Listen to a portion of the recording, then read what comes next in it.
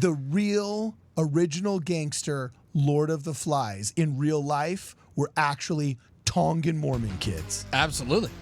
Right there, ladies and gentlemen, is a pure man. Yeah. As if the 15 months on an island alone wasn't enough prison time to think about what you've done. Holy crap, it was depopulated through kidnapping. That's crazy. Whoa. They made and played a makeshift guitar to lift their spirits. They composed 5 songs while they were in exile. What happened when 6 boys were shipwrecked for 15 months? Yes. Holy crap. Real. Okay. These were real teenage boys. And they were all Mormon kids. Well, yeah, they were all Mormon kids. Dude, was one of them dedicated to Piggy? All of the scriptural references used in this episode will be brought to you by scripturenotes.com. For a free trial to Scripture Notes, please visit the link in the description. All right, Jonah. Okay, so you put this article up in the Discord here that the original Lord of the Flies were all Mormon? Is that what I understand you're saying here? So, yeah. So, the Lord of the Flies, the story, okay, Yeah, was written okay. like 1951 or whatever. Yeah, totally. Where the hobbits take the magical fly and throw it into a vat of Close. lava? No, it's where the hobbits fly the X-wing down the trench, and then they shoot the ring into the Mount Doom, and the Emperor explodes, but somehow comes back again. How is the fly involved in that? Oh, the flying ship. He flies I the understood it X-wing. incorrectly Please, all my Brad, time. you're so uncultured. Okay, so the beloved book Lord of the Flies, Right. based off of a real experience, and they were Mormon kids? So and then it actually What? happened. So Lord of the Flies, if you remember in the book, is all about how if you leave people unattended with no supervision, it descends into chaos and barbarism, and that's the moral of the story. Like, oh man, that's Lord of the Flies. That was fiction. This actually happened. And it Was the book based on it, or No, the book was written, I think, before it. Okay. But this actually happened. Yes. Yes, the book was real written, Lord of the Flies. What happened when 6 boys were shipwrecked for 15 months? Yes. Holy crap. Real. Okay. These were real teenage boys, and they were all of them Latter-day Saints. What? Yes. What? How are they all on the same boat? What Yes. happened here? This is in What? Tonga. Okay, so they're floating around. Oh, in the you Pacific. know they made it. Those Tongans are tough, baby. I know, dude. Like 15 months is a layup for Tongan Mormon boys. No problem. Okay, cool. So they were sailing around on a fishing trip or something, and he tells the story. Actually, I have him tell the story. Okay, yeah. Let's see. We're going down to Fiji. Do you want to come? And they're like, yeah. These old school friends are like, yeah, let's go down to Fiji. So I love Tonga's. After school that day, we walked down to the beach and got on some boats to go to Fiji. What the what? Like who does that? Yeah, just like jumping on the me boat and my and going buddies to in high Fiji. school. We said, yo, let's go to Hey. San Diego, go Guys, to Vegas. Jacob Hansen is doing that right now. That's true. He's crazy. in Sailing to Bora Bora Bora. Bora. Yeah. He's crazy. Yeah, okay. Jacob's okay. a bad example of what average humans are. Okay, he's not. That's a bad example. That's fair. Yeah. That's fair. So they're sailing and they lose the lights in Nuku'alofa, and a storm hits, and they get pushed off course. Then they're stranded for 8 days without food and water, out in the middle of the Pacific. 8 days on this raft, and he says, "We're trying to think what we do. Do we we saw a little island in the distance. Do we swim? Do we whatever?" And so they pray, and they're praying all the time. And the Spirit says, "Don't get out of the boat. Don't get out of the boat." And he says, "Okay, I'm going to go look to see what's there." And so this one guy, I think his name is Mano Tautua Tatau. Okay. Mano Tatau or That's something like that. believable. Yeah, something like that. I'm so sorry if I'm getting it wrong. I'm sorry. Yeah. There's But a he bunch said- of Tongans throwing their sandals They're at the like, screen "What?" right now. Like, how You dare know what you just said in Tongan. Yeah. But so then he goes to shore, and he says, when I just stood up on shore, everything was twisting around because he'd been 8 days in the blazing sun with no food or water. Yeah. 8 days. Jeez. So they get to shore. Whoa. And they all kind of collapse on shore, and they start digging into the fish, and there's a picture. So they go back later, and they showed photographers how they ate fish when they got there, and there's a picture, and it is one of the manliest photos. This one right here. Oh, dude. So you can bring look that at up. this. What an alpha Chad. They get there. That's yeah. right there, ladies and gentlemen, is a pure man. Yeah, check that out. So they survive for 15 months, over a year on this island. 6 boys, And they said it was awesome. They said it was nothing like Lord of the Rings. You They mean had a Lord of the great time. Flies? The Lord of the Flies. There They were said it no was- Nazgul, no elves, no dwarves involved. It was a beautiful time. No Nazgul in sight. Even though they were super close to New Zealand. Yeah. That's true. Good point. No, they said the Lord of the Flies is all about how it descends into chaos and madness and violence. And they're like, whatever, best bro trip ever. Like just go like skip school for 15 months. And what's this like idol that they're worshiping? So he says that's what they, Carnage. he says that's what they did to pass the time. Really? He says, we'd carve stuff out of wood, we'd whittle. Imagine like a camp out, like a scout camp out. What do you do? So You they just had whittle. enough food, like enough physical prowess to just have such an excess of fish and protein and fruit on the island that they actually reached a point where they got bored. Where they could, Did they just live off of like only fish? Like what was their diet like out there? How did they get water? Let's see, what did they say? What did they That say? is so okay. Polynesians are the master race. And these Tongan boys are the alpha chads of alpha chads. For real. Like if you can be like schoolboys who can just kick it on an island. It turns out there was a 19th century habitation, a village on the island that had since gone away 100 years before. They revived the remnants of the habitation, surviving on feral chickens, wild taro root, bananas. They captured rainwater for drinking out of hollowed out tree trunks, seabirds for eggs and blood and meat, and of course fish. They divided up the labor, with pairs working in the garden, the kitchen, and guard duty. One of the boys managed to use 2 sticks to start a fire, which the boys kept burning continuously for over a year while they were marooned. Whoa. They made and played a makeshift guitar to lift their spirits. They composed 5 songs while they're in exile, which is an album I've got to hear. Oh, dude! That's an EP. And they were all Mormon kids. Well, yeah, they were all Mormon kids. One of them dedicated to Piggy from Lord of the Flies? Oh yeah, we hardly knew ye, Piggy. Yeah. They one time attempted to sail away on a raft that they built. They got about a mile offshore, and then they were forced to return. When they first landed on the island, by the way, the first thing they did was kneel down and pray in thanks that they didn't die. Dude. Let's see, the raft broke up. That's why they had to return or whatever. And they say that was a really good thing, or we probably would have been washed out into nothingness or whatever. Now, what's this picture here where they finally, quote, saved, end quote, by some other ship? What's going on? Yeah. So the story. So I guess the story runs in a newspaper in Australia, and some guy, a Dutch journalist, finds this news story, and he's like, "Wait, what happened? These 6 guys like survived? No way!" And so he goes. His name was Rutger. What was it? Rutger Bergen, or I don't know. Bregman. Rutger Bregman. And he says, I gotta go see what this is. So he goes, and I think he interviews them and goes with them to the island. He says, tell me what you did, how'd you do it, and whatever. And they go, oh yeah, well, we went here, we carved stuff out of this. That's where these photographs come from. And then he wrote kind of a bigger news article about it and made the story more public to the rest of the world. But it was the kind of refutation of the Lord of the Flies. Sorry, I keep saying I'm that. sorry. That was my fault. I keep saying it. I set you up for this. But the Lord of the Flies is all about humanity is at its core. Humanity is just barbarism.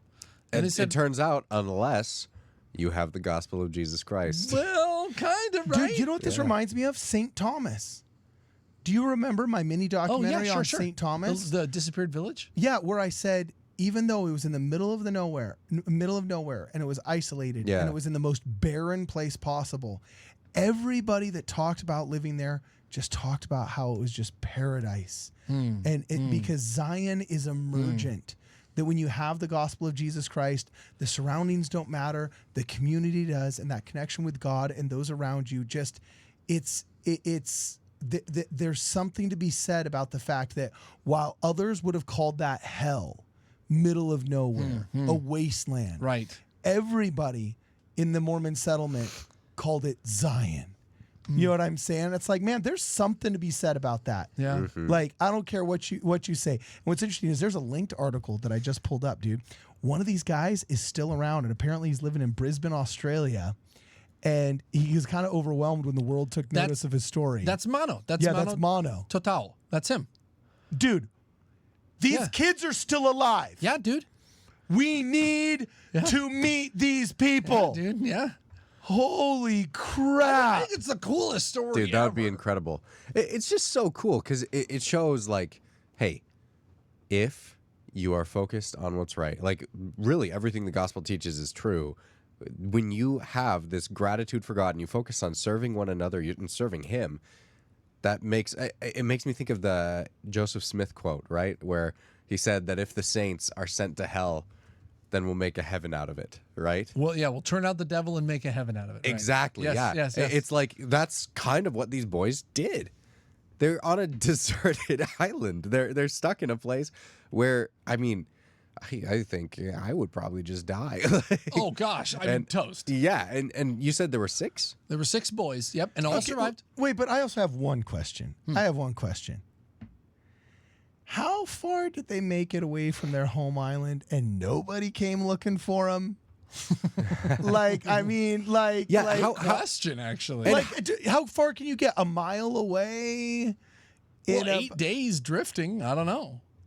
8 days drifting in a storm. That's I don't know. not that big of a radius if you're sending out a rescue effort and there's a fire burning perpetually. Well, remember, you know, it's like, not I 20, mean, they didn't have GPS. This is 1965. well, I get it, but how misbehaved were these boys, and how relieved were their parents? Oh, you know, kinda just no. like there's like, oh, Mono's gone. Oh, geez, it has been quiet around here.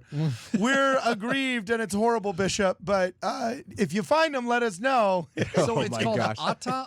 Ata Island is the name of the island. And it is a tiny island in the middle of nowhere. Now, how did they get found, Jonah? So a fisherman found him. After 15 months, he sailed by. They said that they prayed day and night, every day and night to be rescued. They would pray together. And and a fisherman stumbled upon him. Really? Let's see. Actually, is there an account of the rescue? That's a great question. Well, who needs a rescue when you got that picture, bro? You know what I'm saying? Now, this is actually just from the film, That's Lord from of the the film. Flies, of course. But I mean, if you can lay claim to that some point in your life, that's just totally BA, right? But anyway, the article here says I just have to point this out. They were so scared because we were all naked with long hair when they picked him up.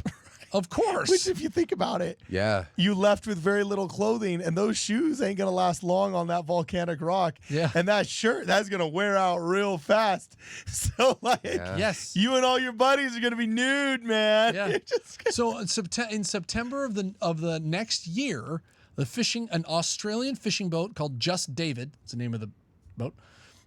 Peter Warner was captaining the ship. He approached Ata Island. That's what it's called, Ata Island. It's in the middle of nowhere. And he noticed patches of burned grass on the cliff sides. He thought, that's weird. He was moonlighting as a fisherman operating out of Tasmania. He was supposed to be returning home. And he thought, that's weird. So he gets some binoculars and he looks at the island and he sees a bunch of naked boys with long hair running around. And he's like, what the heck? So he goes cautiously, wondering if they're natives or whatever. And he had been told that serious criminals were sometimes marooned on remote islands. When the ship was close enough, one of the boys dove into the water and swam to the boat, shouting in English. And so to verify their story, because Warner's like, who are these kids? He radios to Nuku'alofa, and after 20 minutes, somebody gets on and they're like, you found them! Those boys we had given up for dead. Funerals have been held for these boys. Dude. If it's them, it's a miracle. Yeah. Oh my god. oh, Dude. That happened. oh my God. Isn't that crazy? That's amazing. Yeah. That is just. And they were found totally healthy. They were examined and they were found. Oh my gosh, Yeah. look at this. Look at this. When they returned to Tonga, oh my gosh. When they returned to Tonga, the boys were imprisoned. The boat they had taken more than a year previously was stolen. Yeah. And the boat's owner decided to press charges. And it was Warner who helps. Okay, look, I'm sorry, bro. Nah, look, yeah. they stole your boat. No. But, like, I mean, come on. Let's talk to the parents and be like, hey, you realize the boat. I'm glad your boys are home. But, like, they stole my boat, you know? Don't press charges on the kids. So what happens is the captain then goes and he has a big like news broadcast and invites these boys, and they don't show up. And he says, "What's going on?" Or they were holding a party in honor of the boys, and none of the boys show up. So he calls and he finds out that they're in jail, that they're in prison. Oh my And he's god. like, "What?" So he finds the local news station who's putting on this party, and he says, "We got to bail these boys out." So they call the fishermen and they say, "Tell you what, we will pay for a new boat for you if you kind of release your charges against him." He said, "Okay." And that's how the boys, they dropped all the charges and the boys got out of jail. Oh wow. Isn't that crazy? Dude. This happened. This happened. As if the 15 months on an island alone wasn't enough prison time to think about what you'd done. I right? hope they gave him a log they could carve a little face out of, some fish to eat. So is this island inhabited now, or can we go visit it? No, you can see, I mean, you can see on Google, it's called Atta Island, and it is nothing. There's nothing there. It is just a rock. Dude, these kids are legends. Has a movie been made? How has the church not bought this story? This is the perfect hero's arch. You have a bunch of, I'm copywriting this shite, so nobody steal it. You know what I'm saying? But like, you know Before what I I'm say saying? anything. Actually, the second it's published here, it's already copyrighted. But you have the character arc of a leader of a bunch of young men, and one of the chiefs of the village or the leaders of his ward says, "Hey, Mato or Mono, you're a leader of young men. These kids look up to you. This is Don't good. behave Oh, poorly. yes. Don't behave poorly." But he decides to behave poorly. He saves the cat, just like Blake Snyder says, you have to save the cat, right? You know what I'm saying? But at the end of the day, when there's a chance to steal old man McGillicuddy's boat, you know what I'm saying, and take it out, they steal old man McGillicuddy's boat because, you know, he's a softie and we can take advantage of him. He's a cranky guy. We don't like him anyway. Not a softie. He's a cranky guy. We don't like him anyway, you know? And then so they go off in the middle of the night, even though there was a risk of a storm because, you know, that's the bad decision that they make, and the bad decision costs them. But then through a bunch of difficult trials, this guy who used to shirk his responsibility as a leader of men realizes he has to sacrifice and then become the leader of young men. Wow. And then when he's finally found and he gets saved in the boat, you know what I'm saying? There's a key phrase that he learned while on the island that softens the heart of the fisherman and lets him come back, right? And when he comes back, he has the chance to swipe something again, but he takes the chance away. He just writes this and he right states, now. "I have learned Real my time. lesson." And that's a freaking church film instead of this crappy garbage they're releasing on Young Men Worldwide that looks like a doily on a Relief Society. Reset the sign, Young Men Worldwide. Yeah, exactly. But you can see this island is like not even 1 square mile. It's a small island, man. and it's flat. I'm looking at this. It's just Atta yeah, you can look it up. Island. So I'm looking up Atta Island in Polynesia. That's right. That's it right Oh there. my gosh. Yeah. It's literally just like Somebody a took dot. photos. Somebody took photos of it. You can see photos in Google Maps. Yeah, Okay, here we are, you can see little photos of it. Well, it's got- beautiful, but that looks very difficult. yeah, there's not a lot there. There's cliffs on one side and then plateau, and that's it. There's not. It's just kind of sticking out of nowhere. You're sticking out of right, nowhere. look at it's that, a miracle dude. that they, by the way, they washed up on this island in the middle of thousands of miles of nothing. So it's a miracle that they survived. But It only costs $1,240 right now to get there from Los Angeles. Do they just like drop you out of a drop plane. you in a parachute out of? Because it says it's a depopulated island. Look at this. So this is according to Wikipedia, and Wikipedia usually lies about Mormons, but not about geography. That's probably just a plane to Tonga. What are they just like $1,200 to push you out of the plane? So Atta is a depopulated island in the far southern end of the Tonga archipelago, situated approximately 160 kilometers southwest of Tonga Tapu. Okay. It is distinct from Atta, an uninhabited low coral island, whatever. Okay, so there it is, bro. You're right, dude. yeah. This is literally, Very desolate. holy smoke. Oh, great. Look at this. Slavers and evacuation. Oh, so it was occupied by slavers from Peru? Is that what it's saying here? What? I don't know. It said in 1862, the Peruvian government had decided to invite indentured laborers to collect guano on Peru's Chincha Islands. A fleet of ships spread over the Pacific, ostensibly to find willing migrants, but they quickly switched to playing kidnapping tactics instead.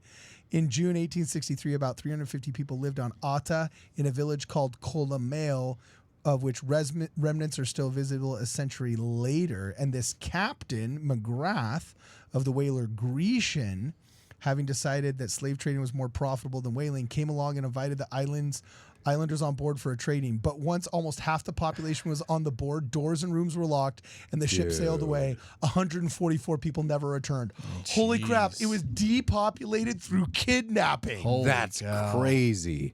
That's monstrous. Dude. Monstrous. Jeez. Oh, there's a special place in hell for dudes. And by the way, with a picture like that, like, I'm not going to say, like. But the physiognomy. Is anyone surprised? I kind of expect that guy to do that. You know? Out of the lineup. Or pick the guy who kidnapped a village. Like, yeah, that's probably him. So is it safe to say then, Jonah, that the real original gangster Lord of the Flies in real life were actually Tongan Mormon kids? Absolutely.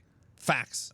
Dude. Total facts. That is cool. Actually happened. So not only is the movie's premise disproved, but one of the coolest stories ever belongs to the Tongan people and the Church of Jesus Christ of Latter-day Saints. Okay, so Poly Mormons, I need you guys to come through for me now. Freaking like 99% of the Samoans in California. Actually, I was reading this study done by like Harvard where it's like 92% of Samoans in America can like trace their lineage back to 19th century Mormon missionary work. Like it's like just cow. Oh yeah, it's crazy, right? You meet a Samoan, there's a Mormon in their family tree within 1 to 3 generations, right? Tongans, tons of Tongan members of our church do. Go to the Tongan wards down in LA and Long Beach and stuff like that. They sing beautifully. It's I love it. All right, so my poly brothers and sisters, all right? Half my dorms at Deseret Towers were polys, dude. These guys are awesome. They all know each other, all right? Somebody knows these cats. Somebody knows them. Some of these guys are alive still, and they're sitting in the pews somewhere with you at church somewhere. I don't care if it's in Australia, New Zealand, or in Southern California. I want to meet these people. Also, one of you is a descendant from this person. I expect a letter of apology on behalf of your filthy ancestors. Oh my God, But no, I want to meet these polys. I want to meet these cats. What if we took them back to the island? And just straight up, I don't know if that'd be like too traumatic or something. You know, like, dude, I feel like these guys rolled with it. I feel like they're not traumatized at all. Yeah. Like we think this is like a harrowing experience. These Tongan dudes took it in stride. They're like, yeah, it was fun. I got to take school off. I got to make some cool carvings. Like, I got arrested when I got back. Yeah, it was pretty fun. Look, Like, whoever has that picture just wins the internet for it. honestly. Whoever has, and by the way, he is yoked. Yes, right. Of course. Like, dude, man. Of course. He is straight up yoked. Okay, Amazing. cool. Amazing. Awesome. All right, guys. Shed some light on this in the comments below. This is just amazing. For this and more, please make sure you guys check us out at wardradio.com.